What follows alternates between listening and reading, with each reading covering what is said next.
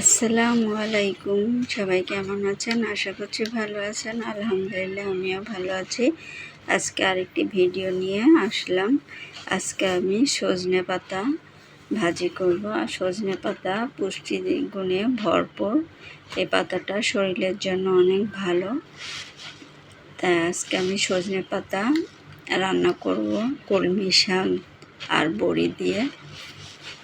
তো সজনে পাতাটা আমি প্রথমে ধুয়ে পরিষ্কার করে নিয়েছি, আর পাতাগুলো অবশ্যই ডাল থেকে ভালো করে ছাড়িয়ে নিয়েছি। এখন ধুয়ে আমি এটাকে একটু সিদ্ধ করে নেব। সজনে পাতাতে একটু পানি কম থাকে, তাই একটু অল্প পানি দিয়ে আমি এটাকে সিদ্ধ করে নেব।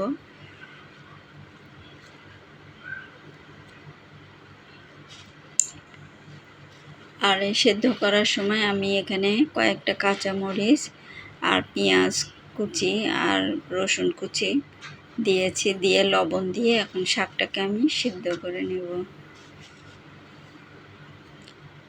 চুলার আঁচটা কমিয়ে, আর এখানে আমি 1 কাপ পরিমাণ পানি দিয়েছি, কেন সজনে পাতায় কোনো পানি থাকে না, তাই সিদ্ধ করতে 1 কাপ পরিমাণ, বেশি দিবেন না, 1 কাপ পরিমাণ পানি দিয়ে সিদ্ধ করে নেব।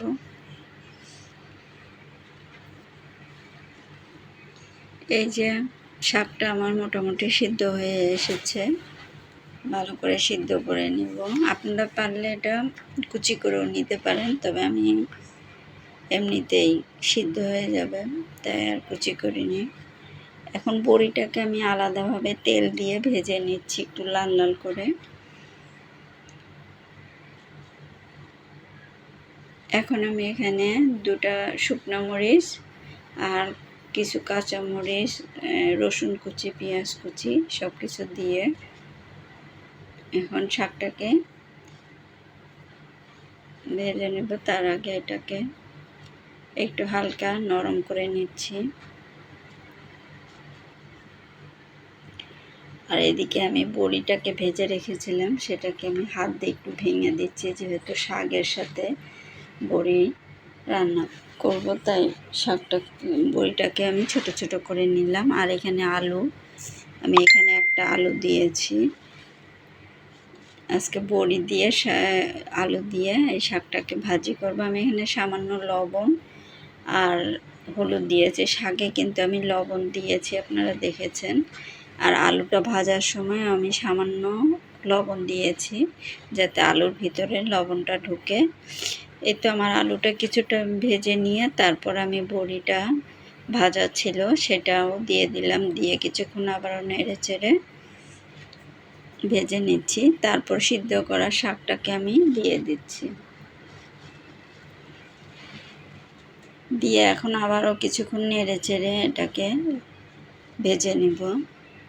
যেহেতু বড়ি দিয়েছি, চুলার আঁচটা কমিয়ে শাকের পানিতেই আস্তে আস্তে করে বড়িটা যাতে একটু নরম নরম হয়ে যায়, এভাবে করে রান্না করে দেখবেন। সজনে পাতা অনেকই মজা লাগে।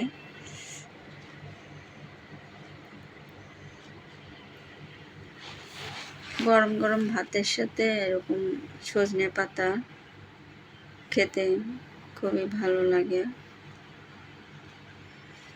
এটা আমি ভালো করে নেড়ে চেড়ে নিচ্ছি। আমার শাকটা ভাজি মোটামুটি হয়ে এসেছে। এই যে তৈরি হয়ে গেছে আমার সজনে পাতা শাক। কেমন হয়েছে অবশ্যই বলবেন। ভিডিওটি ভালো লাগলে লাইক কমেন্ট শেয়ার করবেন। সবাই ভালো থাকবেন, সুস্থ থাকবেন, আর সজনে পাতা রান্না করে খেয়ে দেখবেন। ভালো থাকেন। আল্লাহ হাফেজ।